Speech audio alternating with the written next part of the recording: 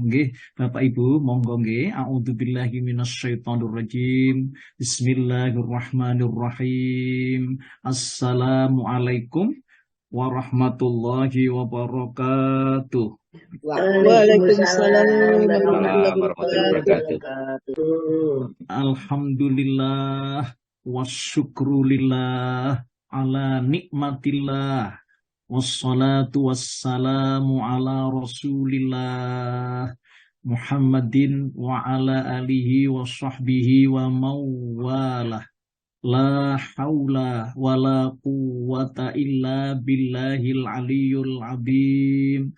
Rabbis shrahli sadri wa yassirli amri wahlul uqdatam min lisani yafqahu qawli. Rabbi zidni ilma warzuqni fahma. Amma ba'du.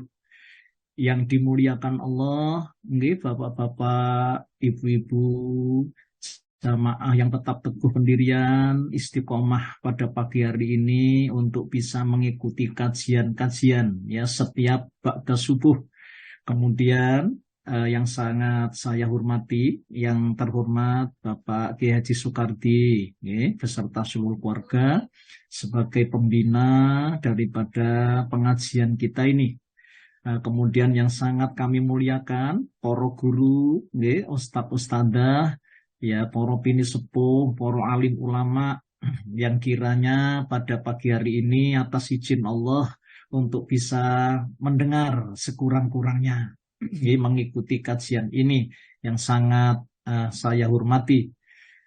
Bapak Ibu yang dimuliakan Allah juga, yang sangat kami banggakan para pengurus yang mandegani, ini saya ulang-ulang ini, yang mandegani ya pengajian ya yang sangat terhormat ini, yang sangat berguna, yang sangat berfaedah ya, yakni Bapak-bapak Ibu-ibu semuanya. Mudah-mudahan Allah menganugerahkan, ini tidak bisa saya sebut namanya ya satu persatu, yang berbahagia, yang mudah-mudahan Allah tetap teguh menganugerahkan pendiriannya itu tetap istiqomah untuk ngurus daripada pengajian kita ini.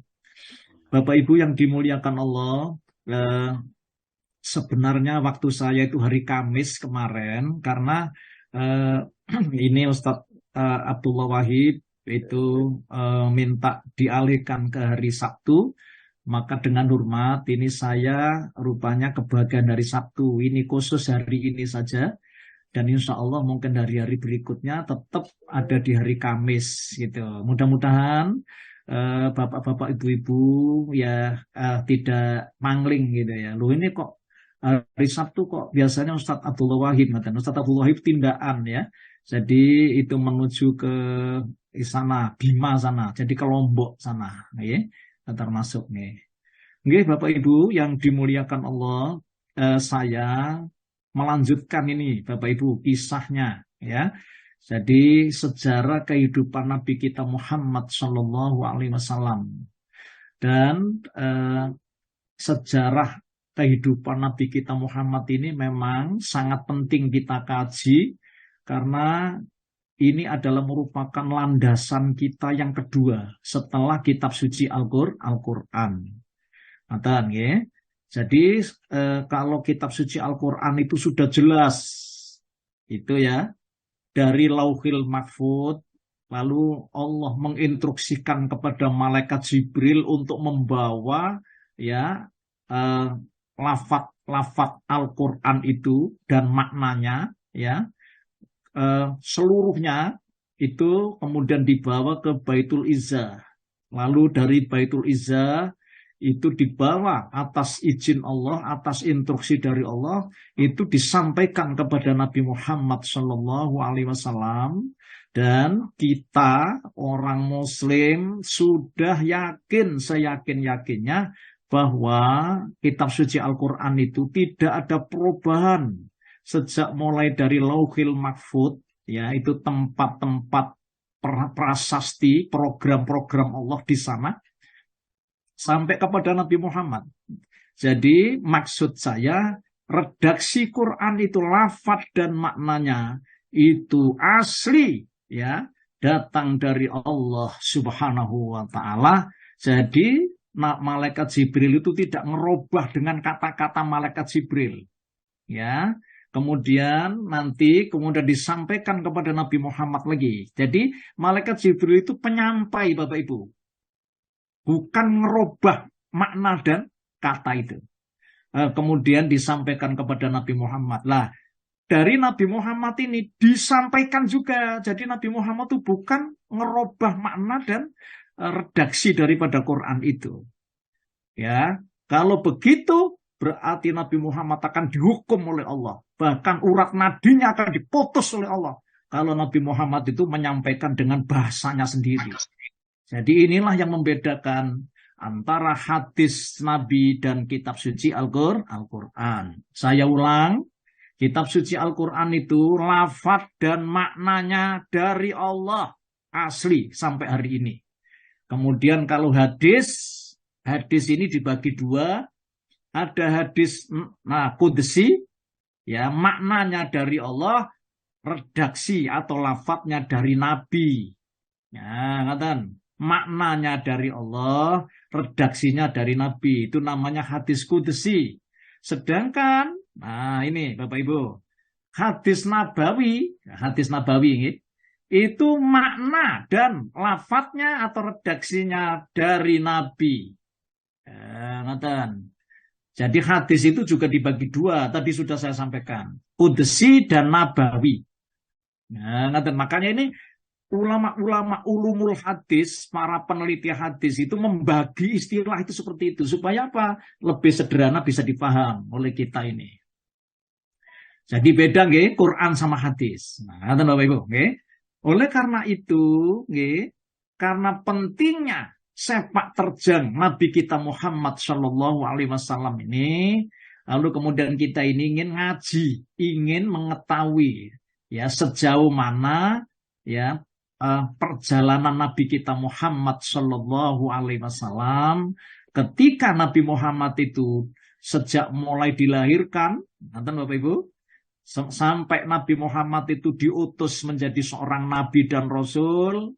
Lalu kemudian Nabi Muhammad ini menyampaikan ya kitab suci Al-Quran itu tadi ya kepada umat manusia sampai kepada kita hari ini. Ya, dan itu alhamdulillah ya kalau kita lacak betapa Nabi Muhammad itu rupanya telah mendharma baktikan hidup dan kehidupannya itu Bapak Ibu dengan pengorbanan ya, dengan perjuangan dengan banyaknya penghadangan-penghadangan, dengan banyaknya rintangan-rintangan, ya kan, sehingga kitab suci Al-Quran itu sampai kepada kita. Masya Allah, itu adalah merupakan nikmat anugerah dari Allah, ya, yang sangat besar bagi kita.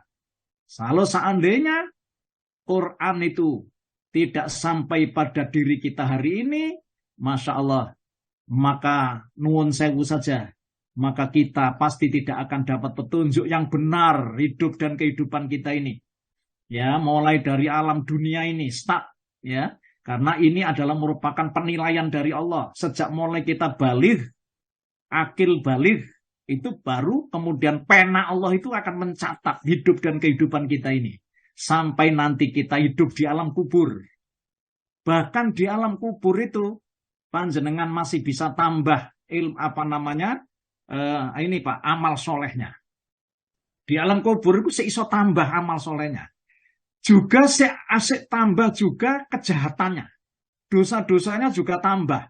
Walaupun posisi manusia itu sudah di alam kubur. Saya contohkan. Ada orang pada waktu hidupnya itu mengajari ilmu santet. Ya.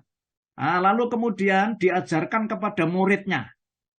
Lalu orang yang ngajari itu gurunya kan berarti itu sudah hidup di kuburan, sudah hidup di alam kubur.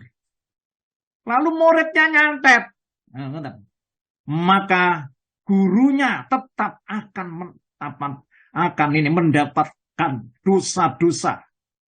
Jadi berarti walaupun di alam kubur masih bisa tambah dosanya. Ya, demikian pula juga masih bisa kurang dosanya ketika hidup di alam kubur itu.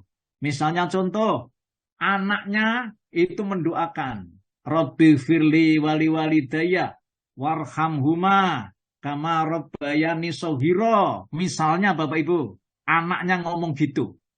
Lah maka insya Allah dosa-dosa bapak ibunya walaupun sudah hidup di alam kubur masih bisa berkurang.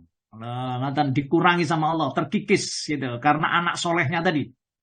Sedekah jariahnya, itu masih bisa tetap terus mengalir nilai-nilai kebaikannya selama sedekah jariah itu masih bisa dimanfaatkan oleh orang yang hidup di muka bumi ini.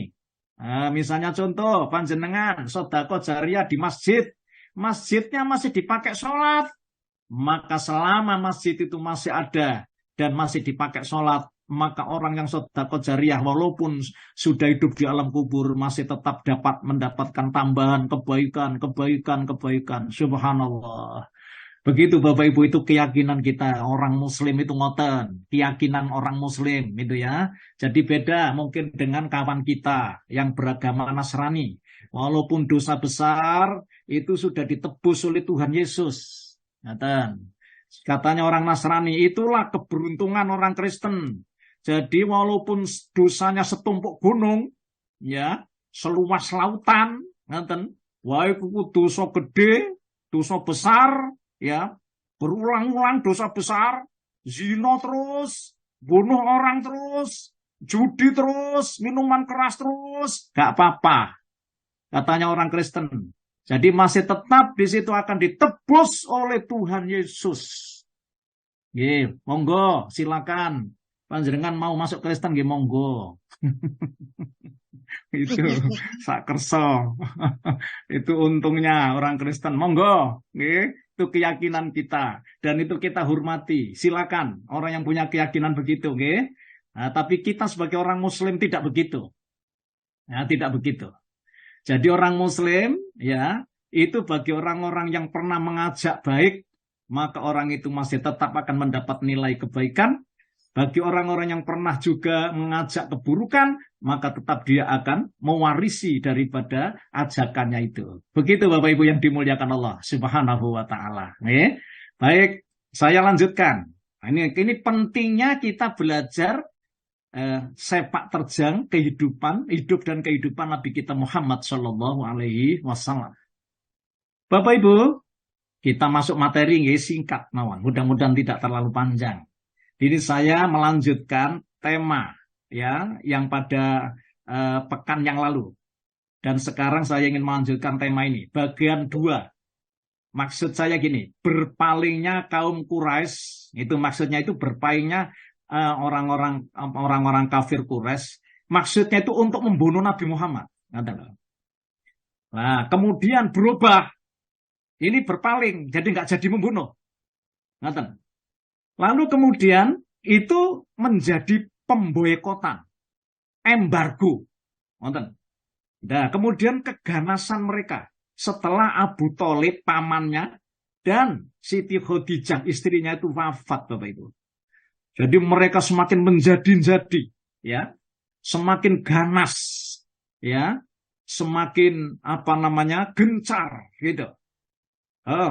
Berbagai tekanan yang dilancarkan orang kafir Quraisy yang berupa intimidasi, teror, penyiksaan, bahkan sampai pembunuhan.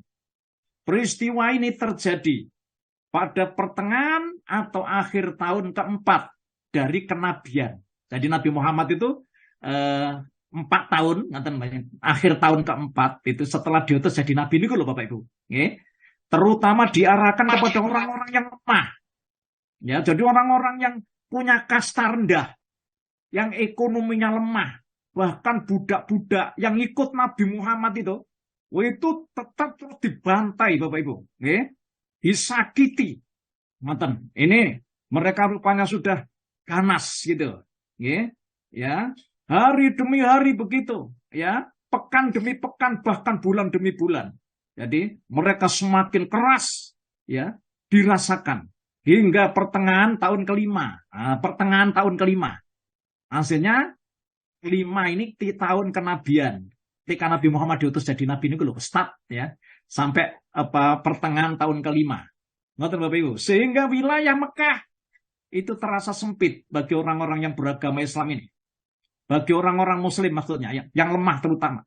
Mereka mulai berpikir ya untuk mencari jalan. Jadi mereka itu termasuk orang-orang kafir musyrik Mekah. Itu mulai berpikir untuk mencari cara ya bagaimana tetap terus dia menekan orang-orang Muslim itu.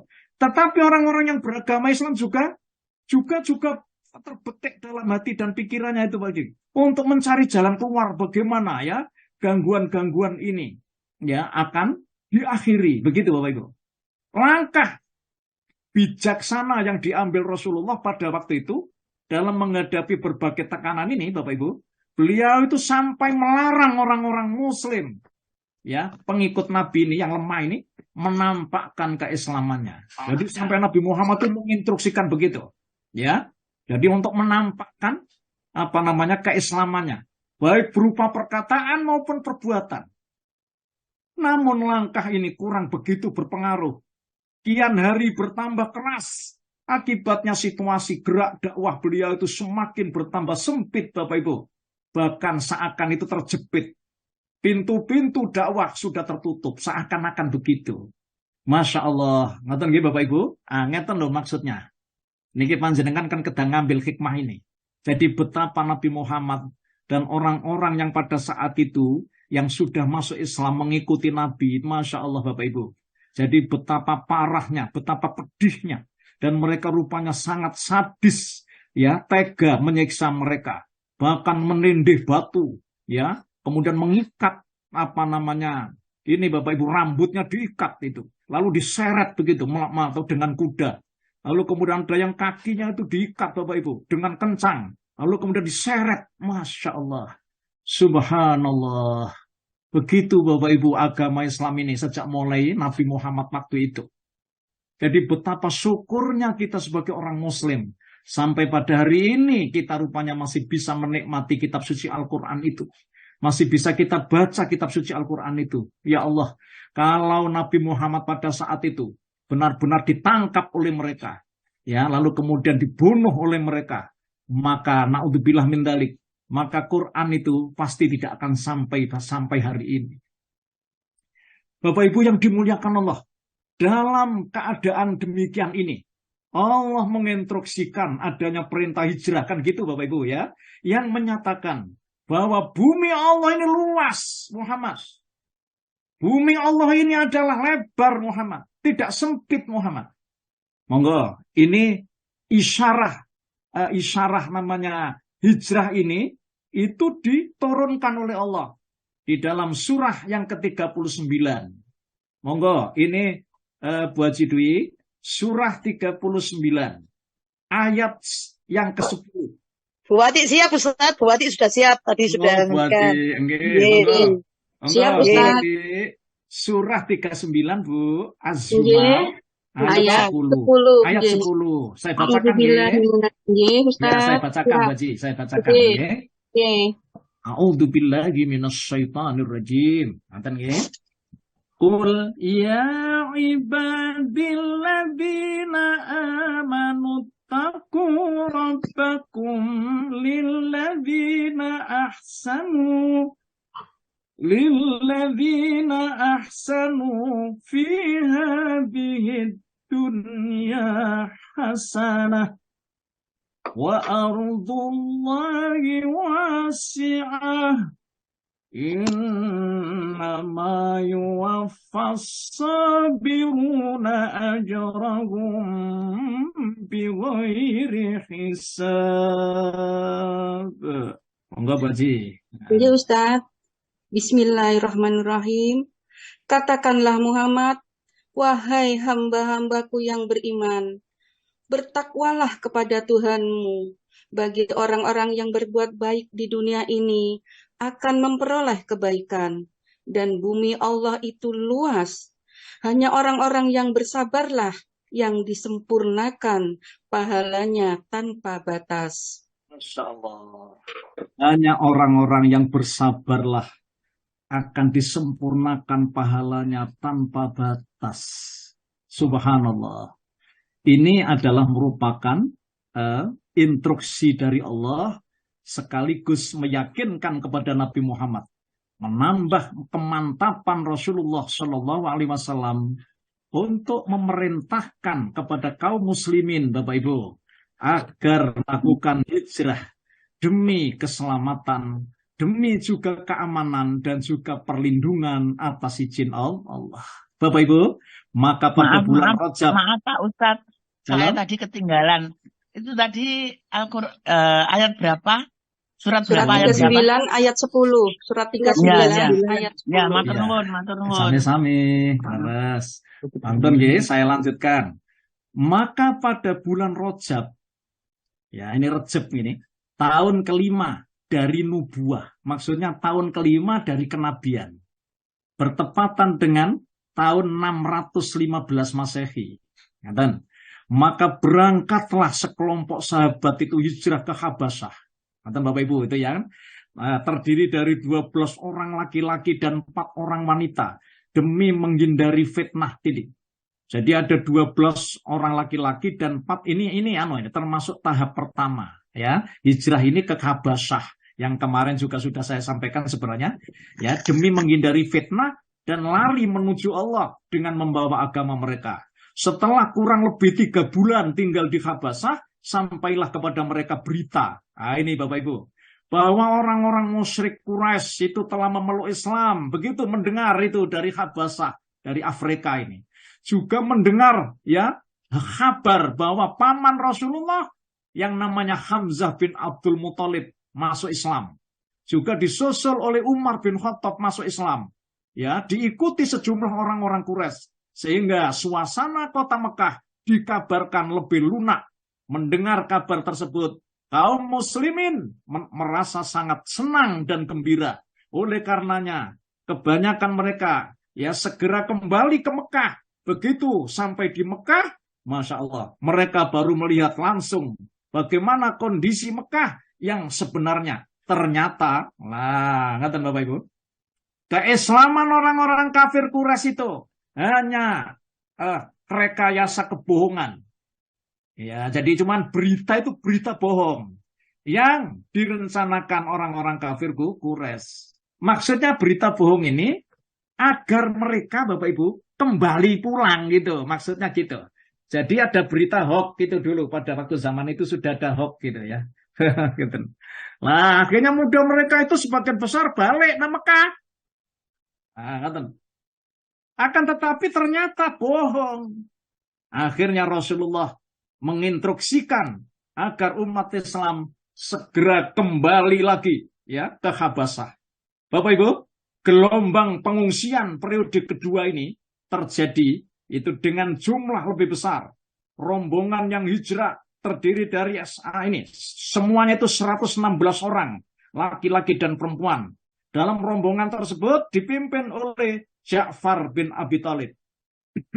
Bapak Ibu, Ja'far bin Abi Thalib ini itu adalah termasuk ini ya, jadi kakek ini, jadi kakek Rasulullah.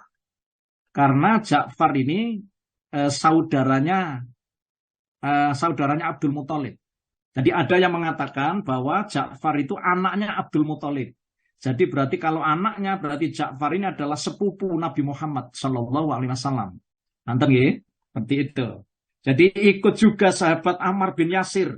Semuanya 116 ini laki-laki dan perempuan. Hijrah lagi Bapak Ibu, ya menuju ke Habasyah lagi. Jadi ini gelombang kedua. Bapak Ibu, mereka juga dengan berbagai macam cara untuk menghadang lagi dan menghalangi kaum muslimin. Jadi mereka juga masih dihadang itu Bapak Ibu. Bahkan mereka itu yang mengutus 2 orang itu. Jadi untuk menuju ke Habasyah itu dan membawa hadiah-hadiah itu kemarin saya sampaikan ke panjenengan. Jadi membawa hadiah itu untuk nyogok rojo Najasyinya itu yang ada di Afrika itu, agar supaya orang-orang Muslim yang hijrah ke sana itu ditangkapi semua dan tetapi ternyata Bapak Ibu, alhamdulillah atas izin Allah, rupanya Raja Najasyi itu adalah raja yang bijak gitu, raja yang adil Bapak Ibu.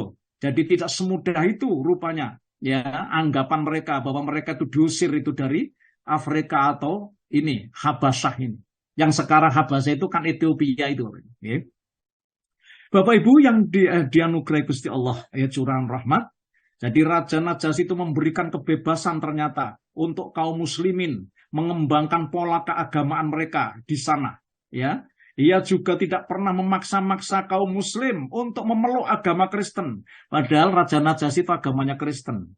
Kemudian Raja Najasyi mengembalikan barang-barang hadiah tadi Bapak Ibu dari kaum musyrik Quraisy Mekah kepada kedua utusan itu. Bapak Ibu, sejak saat itulah pula kaum muslim tinggal di Habasah itu dengan tenang dan tentram. Sedang kedua utusan Quraisy itu kembali ke Mekah dengan tangan hampa. Akan tetapi bagaimana? Rombongan utusan kafir Quraisy pun pulang dengan membawa perasaan kecewa. Ya, malu, kegagalan perwakilan Quraisy dan kemenangan orang-orang Islam ini menyebabkan kaum musyrikin bertambah beram. Dan kehormatannya merasa sangat dihinakan Bapak Ibu. Apalagi setelah mereka mendengar tokoh Quraisy yang cukup disegani. Yaitu Hamzah bin Abdul Muthalib dan Umar bin Khattab memeluk Islam. Mereka terus memikirkan bagaimana caranya menghalangi dan menghentikan dakwah Rasulullah Muhammad SAW.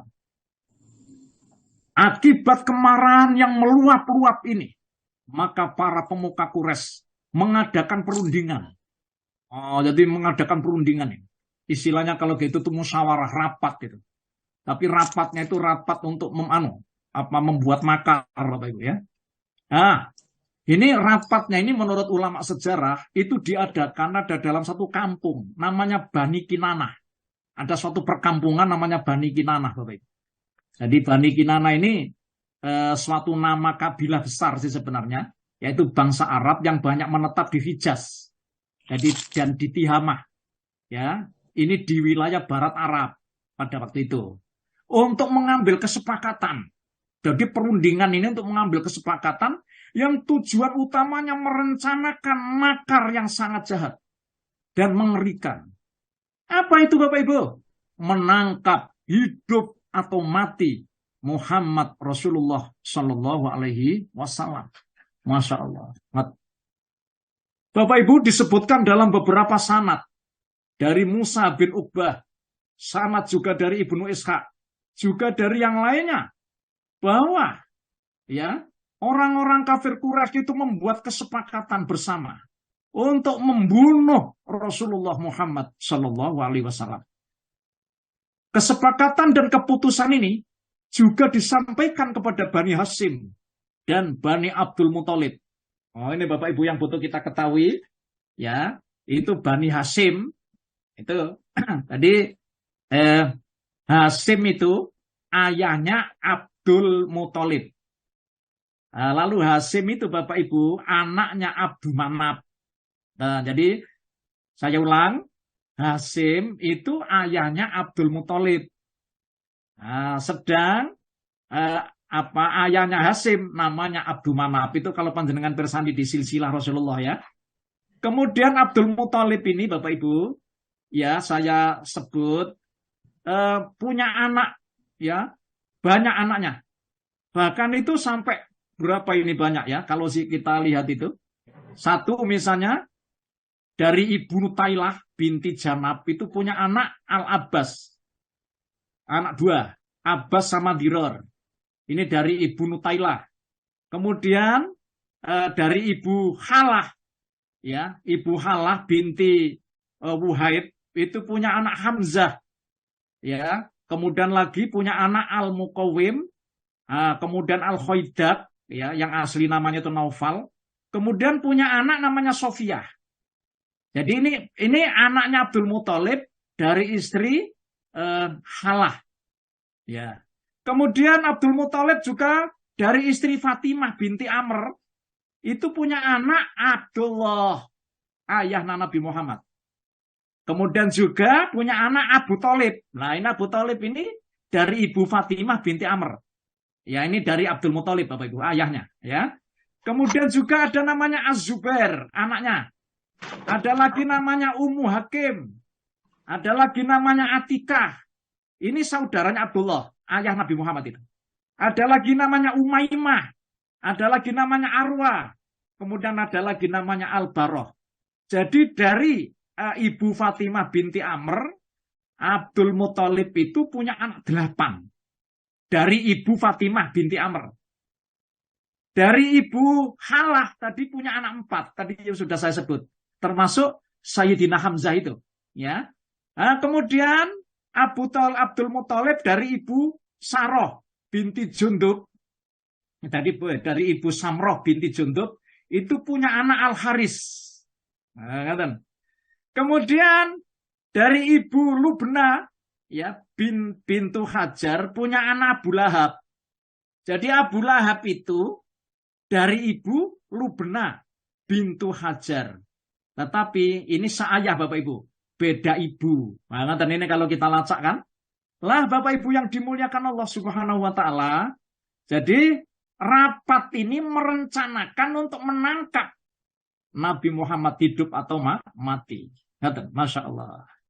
Nah, ini juga diumumkan kepada Bani Hasyim dan Bani Abdul Muthalib. Tetapi Bani Hasyim dan Bani Abdul Muthalib tetap bersikukuh tidak akan begitu saja. Mau menyerahkan anak keturunannya ini. Jadi maksudnya Nabi Muhammad ini kepada mereka walaupun harus berkalang nyawa. Masya Allah. Akan tetapi menurut para ahli sejarah, rencana makar jahat untuk membunuh Nabi Muhammad SAW ini bukanlah pekerjaan yang mudah Bapak Ibu. Sebab Bani Hasyim serta Bani Abdul Muthalib tadi yang sudah saya sebut, ya, yang satu keturunan dengan Nabi Muhammad ini, ya, yang jumlahnya cukup banyak. Ya, tadi sudah ya Bapak Ibu berketurunan dan sangat kuat pengaruhnya di kalangan bangsa Arab.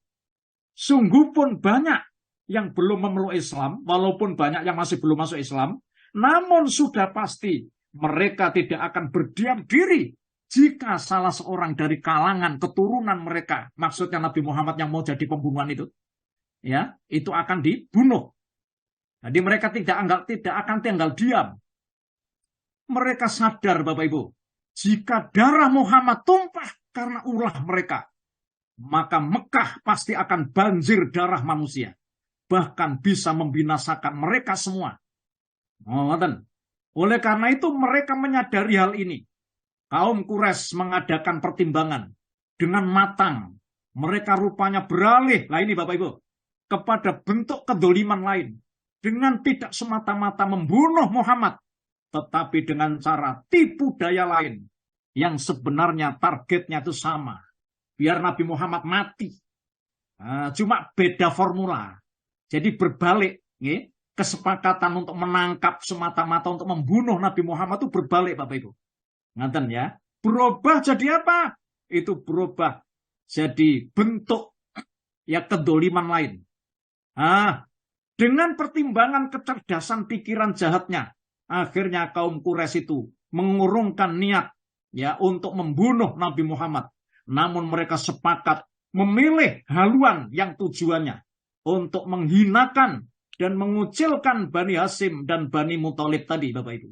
Terutama Rasulullah Muhammad SAW ya, dan kaum muslimin yang mengikutinya. Bapak Ibu yang dimuliakan Allah. Akhirnya dalam perundingannya, para pemuka Quraisy itu menghasilkan keputusan dengan cara memboikot Bani Hasyim. Jadi ini menggunakan cara lain. Kedoliman lain. Apa cara mereka?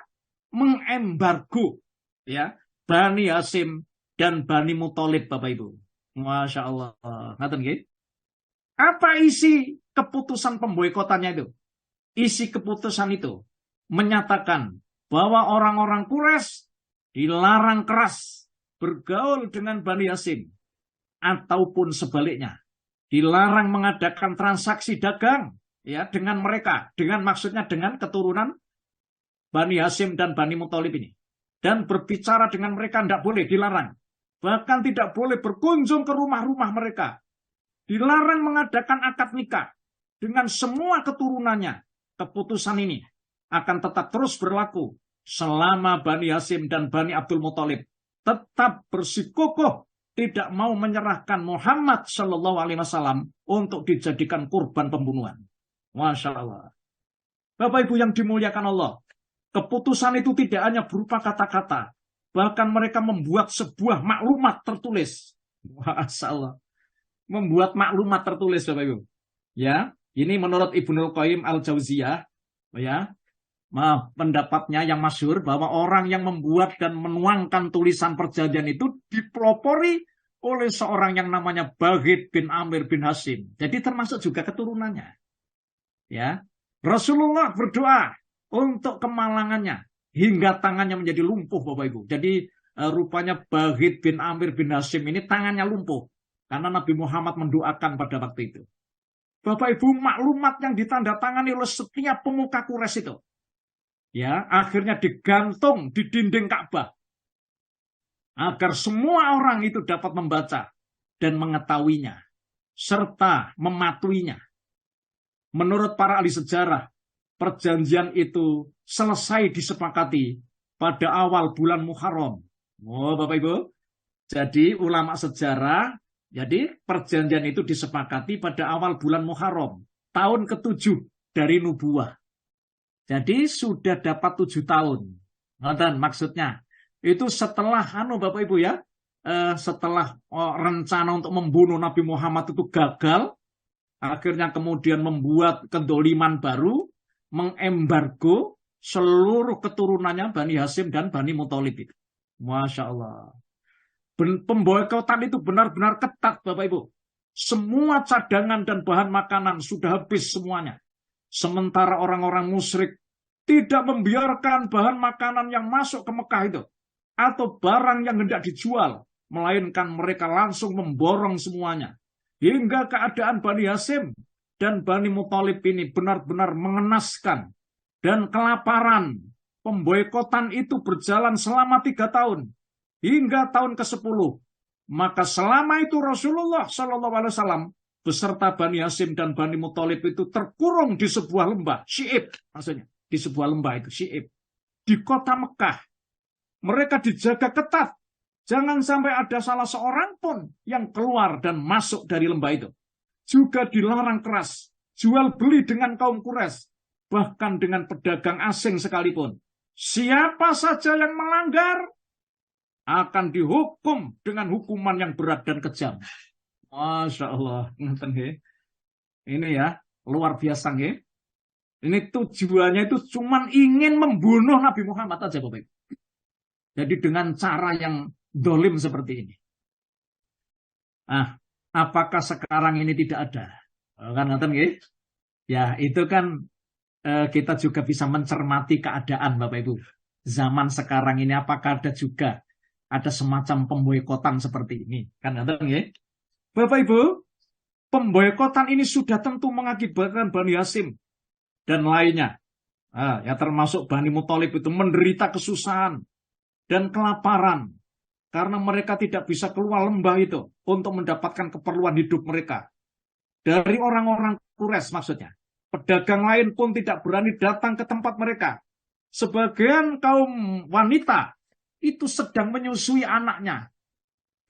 Sampai-sampai air susunya menjadi kering. Sehingga tidak dapat menyusui bayinya. Dan anak-anak mereka itu menangis menjerit-jerit kelaparan. Dalam keadaan terpaksa. Sampai mereka itu memakan daun-daunan, Bapak Ibu. Dan kulit binatang. Ini ada suatu kisah ya Bapak Ibu. Ketika ada seorang sahabat itu keluar rumah. Lalu dia itu kencing Bapak Ibu. Di dalam satu depan rumah atau apa gitu. Lalu ternyata ya kencingnya itu menyentuh kulit gitu. Jadi kulit binatang yang sudah kering di situ. Akhirnya kan kencingnya itu bunyi. Gitu. Akhirnya kemudian ternyata diambil itu kulit itu. Nah kemudian dibersihkan, dicuci. Setelah itu dimakan. Sampai segitu Bapak Ibu. Ya. Dan ini berjalan selama 3 tahun. Untung saja ada sedikit makanan. Jadi rupanya juga masih ada ya yang diselundupkan oleh para lelaki kaum Quraisy yang telah menikah dengan wanita-wanita Bani Hasyim itu. Jadi ada para laki-laki yang sudah nikah sebelumnya maksudnya itu membawa makanan.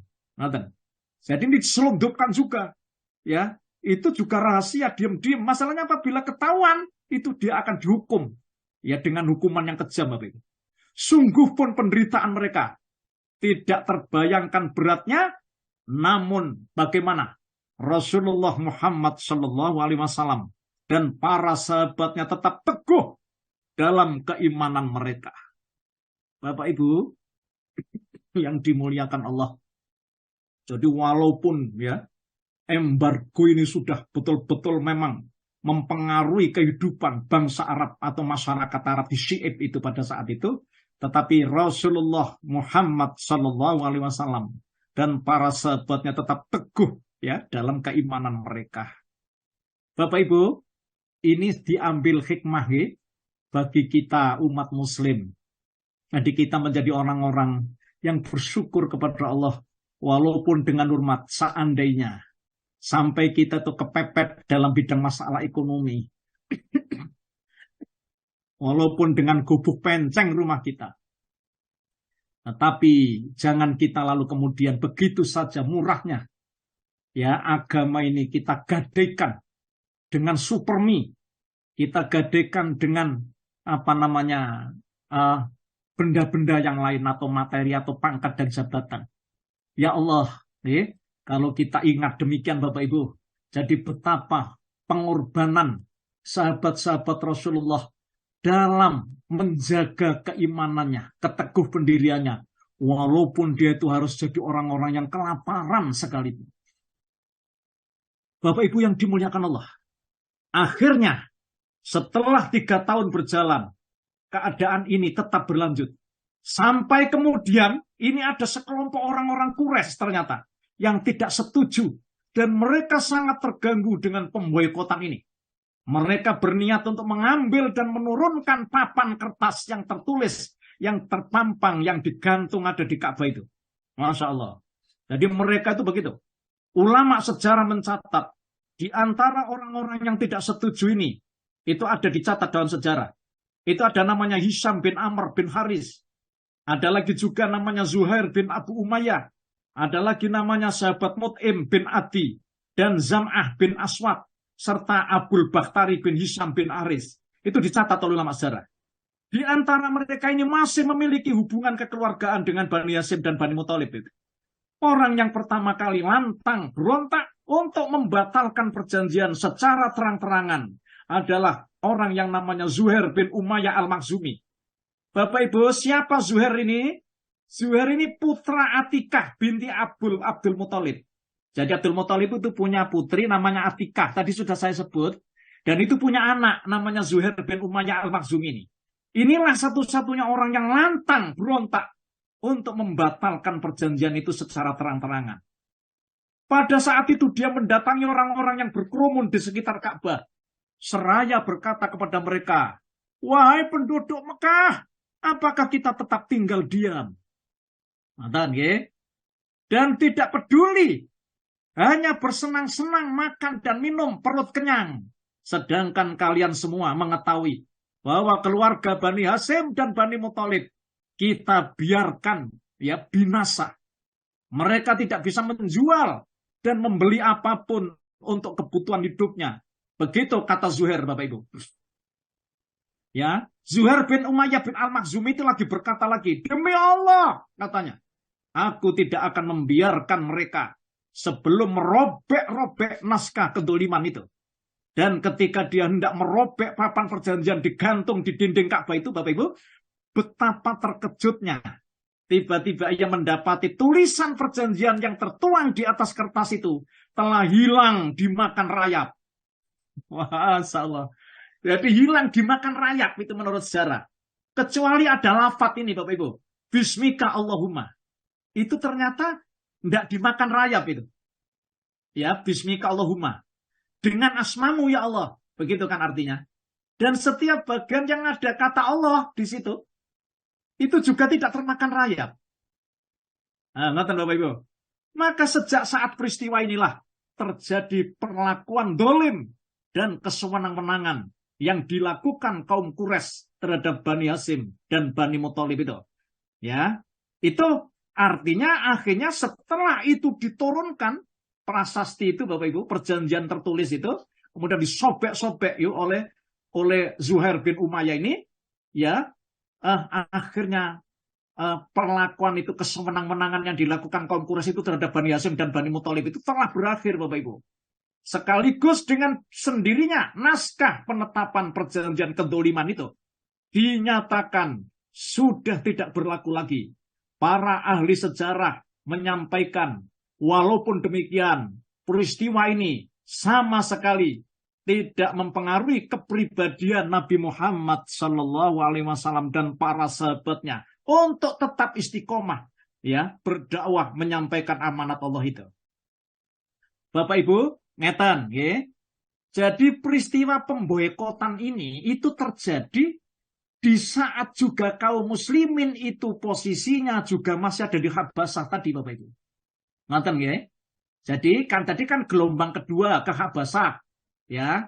Pada saat gelombang pertama itu dia mendengar, ya, orang-orang Quraisy itu banyaknya masuk Islam. Bahkan Hamzah bin Abdul Muthalib paman Rasul tadi masuk Islam, kan gitu. Umar bin Khattab masuk Islam. Akan tetapi Bapak Ibu, pada saat itu bersamaan dengan hijrah menuju ke Habasah gelombang kedua itu, ini peristiwa pemboikotan ini terjadi. Nganten lho Pak. Sekalipun orang-orang kafir Quraisy itu sudah tidak mengusik masalah pemboikotan, namun mereka masih tetap melancarkan tekanan. Jadi tidak henti-hentinya begitu terhadap orang-orang Muslim dan menghalangi orang-orang dari jalan Allah. Abu Thalib sendiri masih tetap juga melindungi anak saudaranya ini, tetapi usianya yang sudah udur. Bapak Ibu, usianya Abu Thalib itu sudah mencapai lebih kurang 85 tahun pada saat itu. Yaitu lebih 80 tahun gitu. Ditambah lagi penderitaan dan kesulitan yang harus ditanggung sebelum ini. Selama masa pemboikotan itu, akhirnya dia pun jatuh sakit Bapak Ibu. Lah niki nggih. Jadi gara-gara karena sebab pemboikotan inilah akhirnya Abu Thalib paman Rasulullah ini jatuh sakit. Tetapi kita juga luar biasa nih Bapak Ibu, untuk ini Bapak, untuk menyampaikan penghormatan ya, sehormat-hormatnya kepada Abu Thalib ini, walaupun Abu Thalib ini Bapak Ibu sampai di penghujung akhir hayatnya itu tidak mau membaca 2 kalimat syahadat gitu.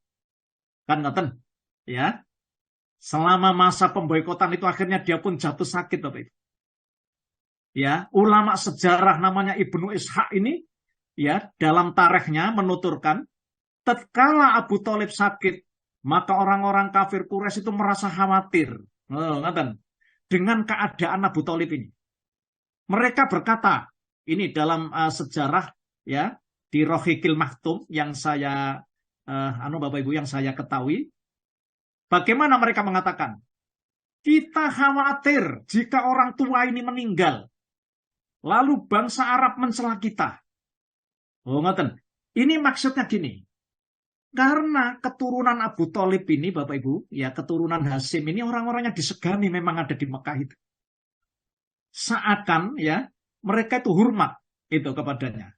Karena kita berbuat sesuatu katanya terhadap anak saudaranya itu. Atau mereka akan berkata, orang-orang Quraisy sengaja menelantarkan Abu Thalib dan mereka khawatir dengan celaan. Oh, ngoten. Setelah Abu Thalib meninggal, mereka bisa berbuat semaunya terhadap anak saudaranya ini. Begitu menurut mereka. Para ahli sejarah menyampaikan, sudah kesekian kali orang-orang kafir Quraisy itu mengirimkan utusan untuk menekan Abu Thalib. Sedang kali ini Bapak Ibu, setelah peristiwa pemboikotan itu, adalah utusan yang terakhir gitu. Maksudnya mereka masih tetap menekan Abu Thalib yang masih dalam keadaan sakit ini. Agar mau menerima imbalan tertentu untuk menyerahkan keponakannya ini kepada mereka. Jadi mereka tidak henti-hentinya begitu. Mereka berkata, demi Allah, katanya, kita tetap tidak akan rela jika Abu Thalib selalu berdalih untuk menipu kita. Maka jadilah para utusan itu mendatangi rumah Abu Thalib lagi Bapak Ibu dan berdialog dengannya. Mereka terdiri dari para pemuka kaumnya. Seperti Utbah bin Robi'ah. Ini dedengkot-dedengkotnya ini. Saibah bin Robi'ah. Abu Jahal bin Hisam. Ya, Umayyah bin Khalaf. Abu Sufyan bin Harb. Dan masih banyak lainnya. yang menurut ulama sejarah itu dicatat kira-kira ada 25 orang ya mendesak Abu Thalib. Padahal Abu Thalib sedang dalam keadaan sakit pada saat itu. Mereka berkata, wahai Abu Thalib, kami tahu kedudukanmu di tengah-tengah kami. Dan engkau juga tahu mengapa kami datang kali ini. Ya kesekian kali. Keadaanmu membuat kami cemas. Engkau juga tahu apa yang terjadi di antara kami dan anak saudaramu itu. Oleh karena itu panggillah dia. Kami rela mempertaruhkan apapun dari kami untuk diberikan kepadanya. Dan engkau harus menyerahkan urusan dirinya kepada kami. Agar dia berhenti mengganggu kami, Abu Thalib. Dan kami bisa menghentikan tindakannya. Membiarkan kami dengan agama kami ini. Jadi mereka masih tetap begitu, Bapak Ibu, mendesak Abu Thalib. Maka Abu Thalib bergegas, Bapak Ibu, mengirim utusan untuk memanggil keponakannya ini. Oh, jadi Nabi Muhammad dipanggil. Setelah beliau tiba, Abu Thalib berkata ya kepada Nabi Muhammad, wahai anak saudaraku, mereka ini adalah para pemuka kaummu. Mereka berkumpul karenamu. Mereka hendak memberikan sesuatu kepadamu. Dan mereka hendak mengambil yang lain darimu. Lalu Abu Thalib memberitahukan terus terang kepada beliau apa yang mereka tawarkan ini, Bapak Ibu, tanpa tebeng aling-aling. Ya, jadi Abu Thalib ini rupanya adil, Bapak Ibu, tidak memihak sini sana.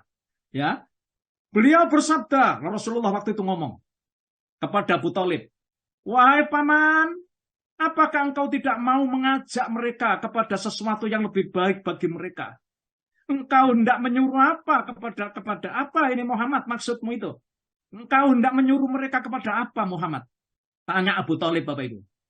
Aku hendak mengajak mereka, Paman, agar mengucapkan suatu kata saja yang ringan. Suatu kata yang ringan saja. Yang dengan kata itu, mereka akan menjadi raja bangsa Arab. Dan semua bangsa non-Arab akan tunduk kepada mereka. Begitu kata Rasulullah SAW. Di tengah-tengah Nabi berkata, Abu Jahal menyelanya, Bapak Ibu. Jadi ketika Nabi Muhammad ngomong itu di tengah-tengahnya itu Abu Jahal menyela.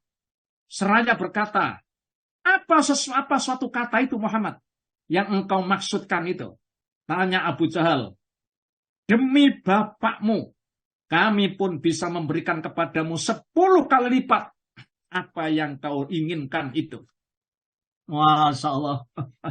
Nah, Bapak Ibu yang dimuliakan Allah, beliau bersabda, ada suatu kata, ya, kalian mulai saat ini, kata Rasulullah, harus mengucapkan kalimat La ilaha illallah dan meninggalkan apa yang kalian sembah selain dia. Bapak Ibu, kata-kata Rasulullah ini jadi diucapkan pada saat itu. Akan tetapi Bapak Ibu, okay, betapa terkejutnya mereka mendengar daripada permintaan Rasulullah itu. Ini bagaikan kilat yang menyambar. Seketika itu mereka bersorak sampai bertepuk tangan. Lalu seorang pemimpin dari utusan mereka berkata, wahai Muhammad, apakah engkau ingin menjadikan kami menyembah Tuhan terhadap sesembahan yang tidak pernah disembah oleh bapak-bapak kami? Masya Allah, nonton. Demi Lata, demi Tuhan Lata, demi Tuhan Uzza, dan demi Tuhan Manat, maka permintaanmu itu selamanya sedikit pun tidak akan kami penuhi. Masya Allah. Nonton Bapak Ibu. Sesungguhnya agamamu itu benar-benar aneh Muhammad. Karena hanya menyembah Tuhan yang esa saja. Saya ini loh nyembah Tuhan 600 Tuhan. Saya masih jadi orang miskin kayak gini. Apalagi Tuhanmu yang cuma endil-endil satu itu. Tambah nemen miskinnya aku ini. Masya Allah. Nonton Bapak Ibu. Ya Allah. Bapak Ibu yang dimuliakan Allah. Lah, lalu kemudian sebab kejadian inilah Allah menurunkan ini ayat Bapak Ibu. Monggo. Ini Bu Pati, saya bacakan Bu nggih. Ini jadi Siap, Ustaz. Bapak Ibu, kejadian ini lalu kemudian Allah menurunkan ayat Bapak Ibu. Surat 38. Surat Shad 38. Ayat 4 sampai 7. Saya bacakan. A'udzubillahi minasyaitonirrajim. Wa ajibu an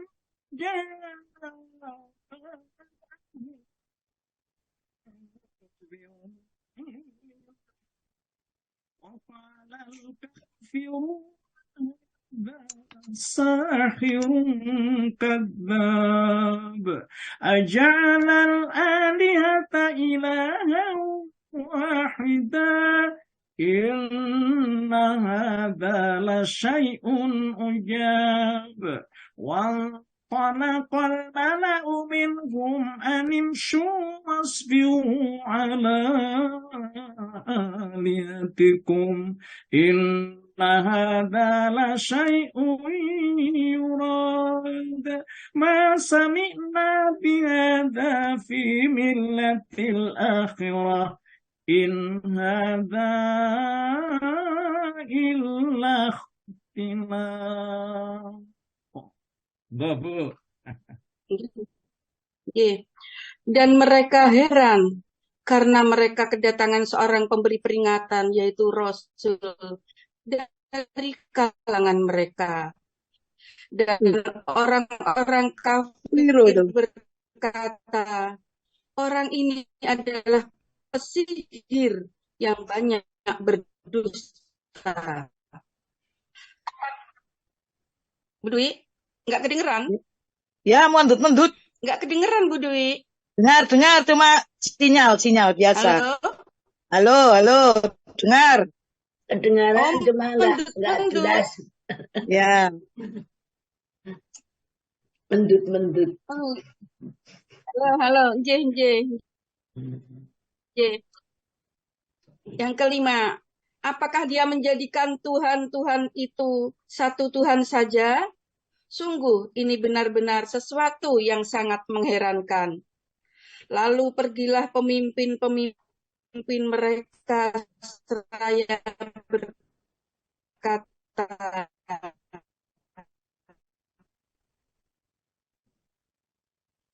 Ini nggak dengar. pergilah kamu dan tetaplah sama yang terakhir. Ini mengesahkan Allah. Tidak lain hanyalah dusta yang diada-adakan. Aduh, Ya. sinyalnya enggak bagus ya, Bu. Terus, oke, nonton apa-apa, Pak Ji. nggak apa-apa, sudah jelas kok. Insya Allah bisa Ya, diterima. ini suara saya bagaimana? Sudah bisa ditangkap, nggih? Jelas, nggih? Insya Allah jelas Ustaz. sudah. Alhamdulillah. Bapak Kalau Ibu, ditanya mah ngeten jelas. nggih. Jelas nggih. Jelas Ustaz. ngeten. Jadi peristiwa ini juga semakin menambah rasa duka dan pilu yang sangat mendalam ya kepada Abu Thalib yang sedang dalam keadaan sakit tadi, Bapak Ibu. Masya Allah. Ya, karena selama ini permintaan dan negosiasi para dedengkot pemimpin kafir Quraisy itu selalu gagal. Juga pembelaan Abu Thalib terhadap keponakannya ini menyebabkan bahwa dirinya merasa kurang maksimal untuk melindungi ya anak atau keponakannya ini. Jadi Abu Thalib itu baik Bapak Ibu, ya mendukung dakwah Nabi, tetapi juga aneh, ngaten. Akhir hayatnya rupanya pamannya ini, ya masih tetap bersikukuh tidak mau mengikuti agama yang dipeluk oleh keponakannya ini. Masya Allah. Oleh karena itu sebab inilah sakit Abu Thalib semakin bertambah parah Bapak Ibu. Ya tinggal menunggu saat-saat kematian dan akhirnya dia meninggal dunia ya pada bulan Rejab tahun ke-10 dari kenabian Nabi Muhammad Sallallahu Alaihi Wasallam. Angkatan Bapak Ibu. Oke. Jadi Abu Thalib sedo itu bulannya Rejab tahun ke-10 dari kenabian. Selang 6 bulan setelah keluar dari peristiwa pemboikotan ini tadi. Jadi pemboikotan ini kemudian selang 6 bulan menurut ulama sejarah lah Abu Thalib wafat. Kemudian dicatat oleh ulama sejarah usianya 85 tahun. Itu lebih kurang. Di dalam kitab Sahih ya Imam Bukhari dan Muslim meriwayatkan. Ini ada suatu riwayat Bapak Ibu yang ditulis ulama sejarah dari sahabat Sa'id bin Al-Musayyab. Bahwa tatkala ajal menghampiri Abu Thalib, waktu itu Nabi menemuinya. Di mana saat itu? Ya, di sisinya ada Abu Jahal. Di sisinya itu ada Abu Jahal. Juga ada orang yang namanya Abdullah bin Abu Umayyah pada saat itu. Ya. Rasulullah bersabda, "Ya Ami, kul kalimat la ilaha illallah." Wahai paman, ucapkan kalimat la ilaha illallah. Satu kalimat yang dapat engkau jadikan hujah di sisi Allah, wahai paman. Sabda beliau detik-detik itu. Abu Jahal dan Abdullah bin Abu Umayyah tadi menyela, Bapak Ibu. Jadi menyela dengan kata-kata. Ya, wahai Abu Thalib, apakah engkau tidak menyukai agama Abdul Muthalib? Maksudnya, Abu Thalib, apa kamu tidak mengakui, tidak mau menyukai agama ayahmu Abdul Muthalib? Keduanya tak pernah berhenti mengucapkan kata-kata ini, Pak Ibu. Hingga pernyataan terakhir yang diucapkan Abu Thalib tetap berada pada agama yang dipeluk oleh bapaknya yang namanya Abdul Muthalib. Ngerti kan? Bapak Ibu yang dimuliakan Allah Subhanahu wa taala, lalu bagaimana hukumnya? Abu Thalib ini matinya dalam keadaan musyrik. Lalu kemudian kita bandingkan dengan ayahnya nanya Abdul Muthalib ini. Apakah Abdul Muthalib ini musyrik juga? Apakah Abdul Muthalib ini masuk surga nanti? Sedangkan Abu Thalib masuk neraka. Nanti butuh kita jawab nanti. Okay? Setelah kematian Abu Thalib itu pamannya ini, Rasulullah bersabda, "Aku benar-benar akan memohonkan ampun bagimu, wahai paman, selagi aku tidak dilarang melakukannya." Sebab kejadian inilah Allah menurunkan. Ini ada suatu ayat, Bapak Ibu. Monggo, Bu Wati, surat 9 atau Bahu, ayat yang ke-113. Ayat 113. Allah berfirman, "A'udzubillahi minasyaitonir rajim. Maka linabiyyi walladzina amanu." Saya ulang. Maka linabiyyi walladzina amanu ayastaghfiru lil musyrikin walau kanu uli kurba min ba'di ma tabayyana lahum annahum ashabul jahim. Tidak pantas bagi Nabi dan orang-orang yang beriman memohonkan ampunan kepada Allah bagi orang-orang musyrik sekalipun orang-orang itu kaum kerabatnya, setelah jelas bagi mereka bahwa orang-orang musyrik itu penghuni neraka jahanam. Masya Allah. Lalu bersamaan dengan itu, Bu, itu ada diturunkan ayat lagi, Bu. Yaitu surat 28, surat Al-Qasas, ayat yang ke-56. Surat 28, Al-Qasas, ayat 56. Saya bacakan. Innaka la tahdi man ahbabta walakin Allah yahdi man yasha wa huwa a'lamu bil muhtadin. Sungguh engkau Muhammad tidak dapat memberi petunjuk kepada orang yang engkau kasihi. Tetapi Allah memberi petunjuk kepada orang yang Dia kehendaki. Dan Dia lebih mengetahui orang-orang yang mau menerima petunjuk. Ya, Masya Allah. Bapak Ibu yang dimuliakan Allah, ternyata ya Nabi Muhammad tadi kan janji ingin memintakan ampun ya kepada pamannya ini. Tetapi Allah menurunkan ayat demi ayat ini, Bapak Ibu. Itu rupanya kedudukan seorang nabi itu tidak pantas gitu untuk memintakan ampun ya kepada Allah bagi orang-orang yang musyrik, sudah jelas musyrik. Jadi itu tidak boleh memintakan ampun, itu nggak boleh.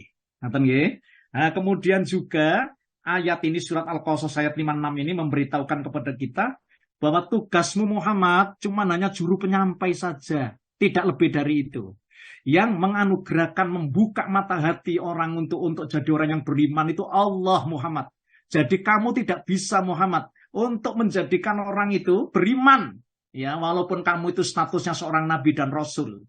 Tetapi yang memberikan anugerah keimanan itu atas izinnya adalah Allah Subhanahu wa Ta'ala. Begitu Bapak Ibu yang dimuliakan Allah. Ya. Tidak bisa dibayangkan apa saja perlindungan yang diberikan Abu Thalib terhadap Rasulullah. Dia benar-benar menjadi benteng yang ikut menjaga dakwah Islam dari serangan orang-orang yang sombong, yang dungu. Namun sayang, dia tetap berada pada agama leluhurnya, sehingga sama sekali tidak mendapatkan keberuntungan. Imam Bukhari dan Muslim meriwayatkan suatu hadis dari Al-Abbas bin Abdul Muthalib. Dia berkata kepada Nabi, engkau sangat membutuhkan pamanmu itu, Muhammad, karena dia telah melindungimu. Sekalipun dia itu membuat engkau marah, ya, beliau bersabda, dia berada di neraka yang dangkal, kata Rasulullah. Kalau tidak karena aku, tentu dia berada di tingkat neraka yang paling bawah.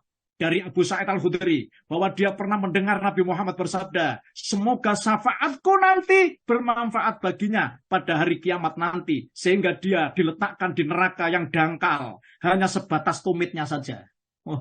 Ini hadis sahih Bapak Ibu, ya, riwayat Bukhari Muslim. Jadi menurut Nabi Muhammad, pamannya ini, ya, karena atas izin Allah nanti, itu waktu di neraka, itu nerakanya tidak neraka ada di paling dalam, atau kerak neraka.